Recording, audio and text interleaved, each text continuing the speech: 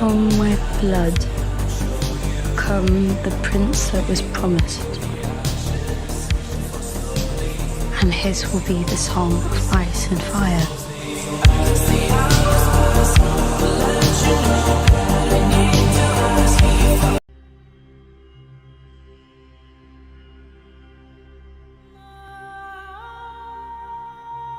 The Vale 300 AC.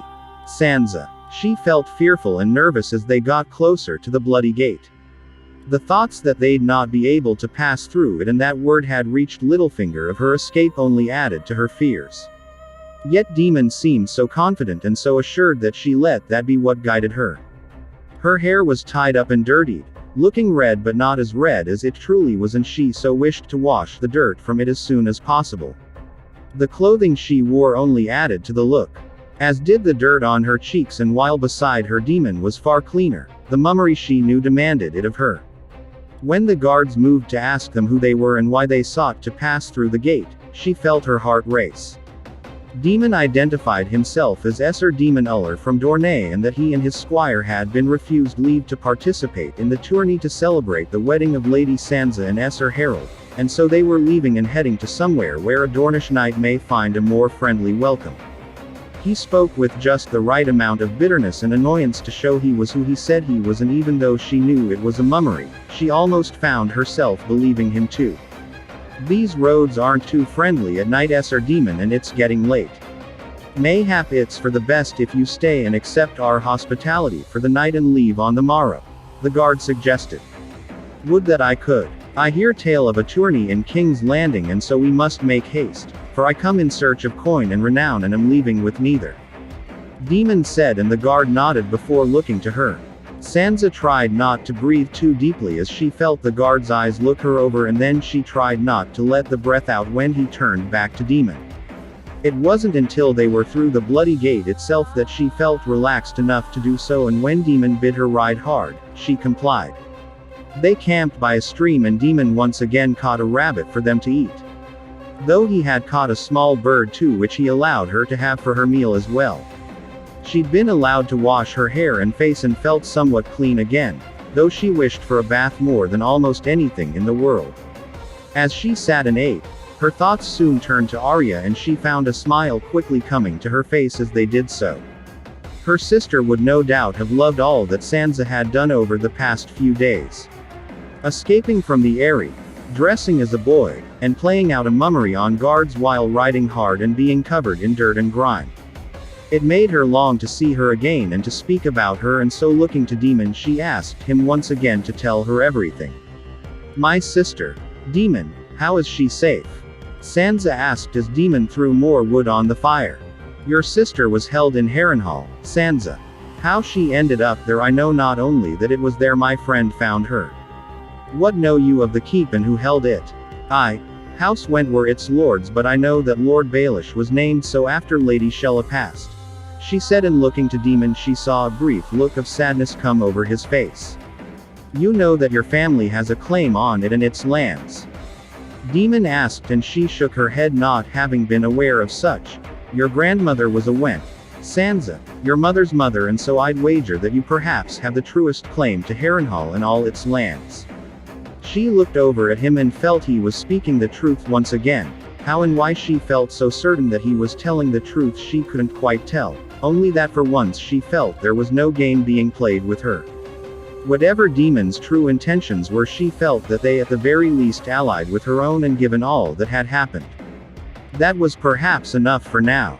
During the War of the Five Kings, the Lannisters took the keep and the mountain along with the brave companions used it as their base. From there they moved out through the Riverlands and caused their own particular brand of chaos and carnage, and whatever prisoners that were unlucky enough to not fall right away, ended up there. Demon continued, and she felt her breath quicken and her heart beginning to race. Arya, did they? Was she hurt? Did they? She asked, not able to fully speak the words. I believe she suffered somewhat, though less than most, yet I know not for certain. What I can say is that my friend saw to her rescue, and along with some friends she'd made in Esser Wylis Manderley, he brought them to Bravos, where she's been for the past year or so. You've seen her. she asked, and Demon shook his head. Then how can you know she's safe for true? Arya has been staying at the House of Black and White. There is no place safer in this world for her than there is none can or would seek to attack for fear of angering the faceless men. He said, and she shuddered as he spoke those words. Men like you? She asked, and he nodded, and she so wished to ask even more about who and what he was, and yet it was Arya's safety and the thoughts of seeing her once again that was most prevalent in her thoughts and words. You said I'd see my sister soon. How? Where? We'll join up with her in a little while. Her ship has already left Bravos, and soon she'll arrive and be brought to join up with the rest of my men. Your men? The Golden Company. Demon said, and she looked at him in complete confusion. I don't understand any of this. Faceless men. Golden Company. You helping me in naming yourself as my cousin. A cousin I've never heard of or been aware of. Her frustration and annoyance at how little she did understand was clear in her tone, and something that Demon seemed to recognize as he looked at her more sympathetically. I know how hard it must be to accept my words. That you've not just run off into the night or snuck away as I slept shows that you're a far stronger lady than most may have named you. When I first found the truth about who I was, I almost ran myself. Demon sighed. You did. I did. I'd known but one life and had never questioned it, and then I found out I had this whole past and history that had been kept hidden from me.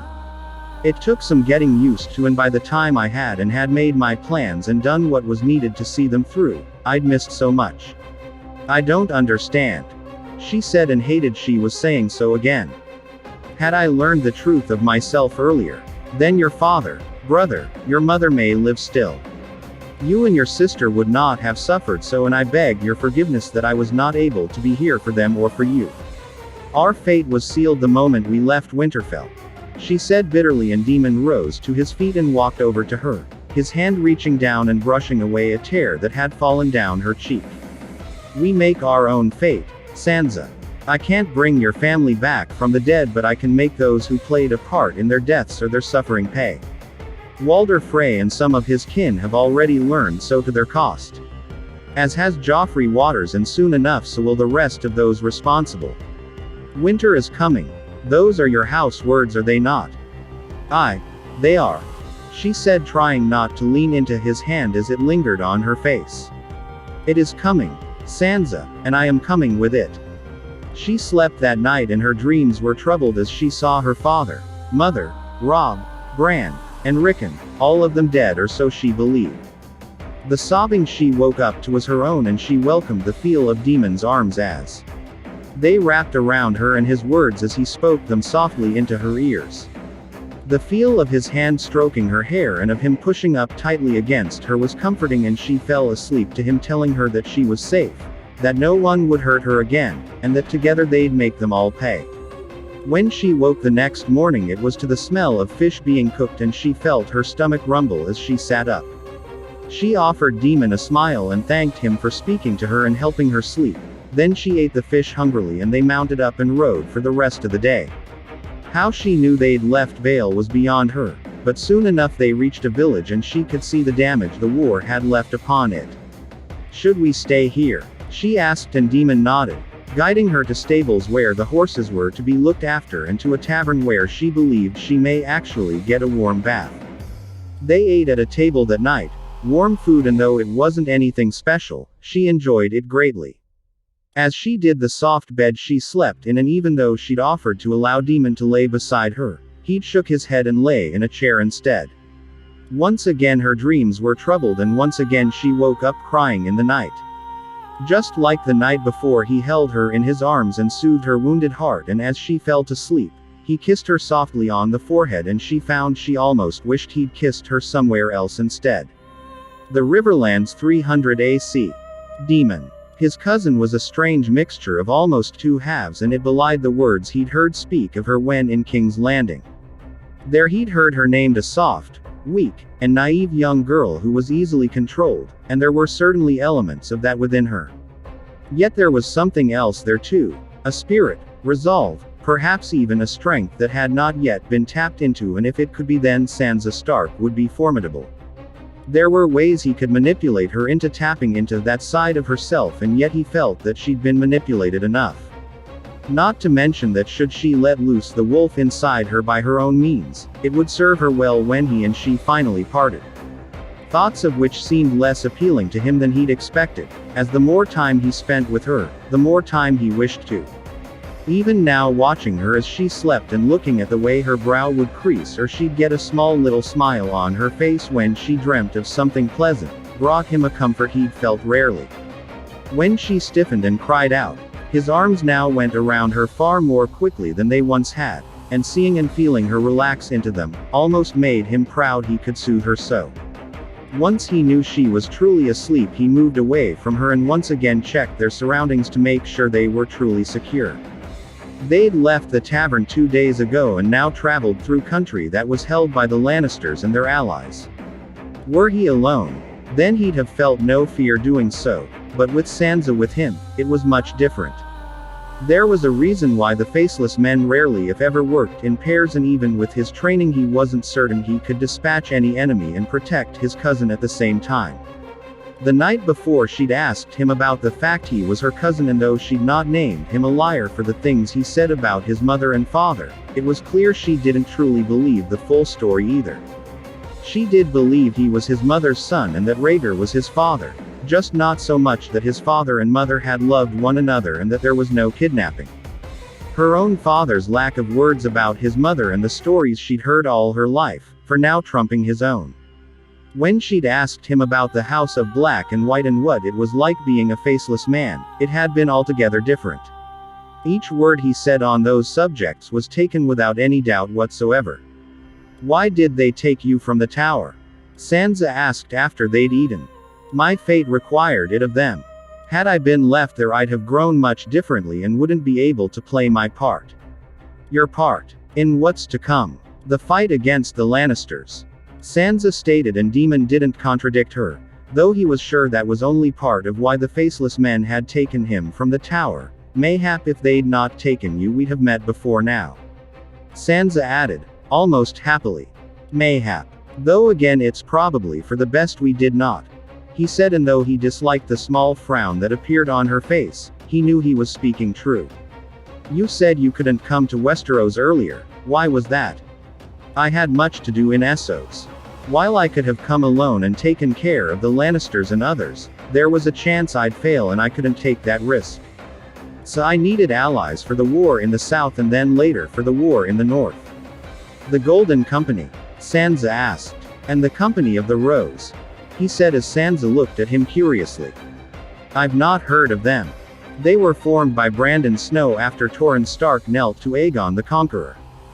They vowed not to come back to Westeros unless the North was in such dire peril that a son of Stark called for their aid." "And you called?" she asked, looking at him eagerly. "And I called," he said, smiling softly at her. There had been more to it than that, much more.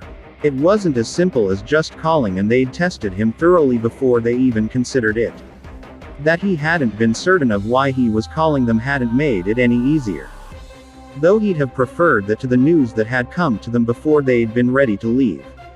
Finding out that war had already broken out and the North was fighting, only to then later find out that the North had fallen, had been a shock to all of them, him included.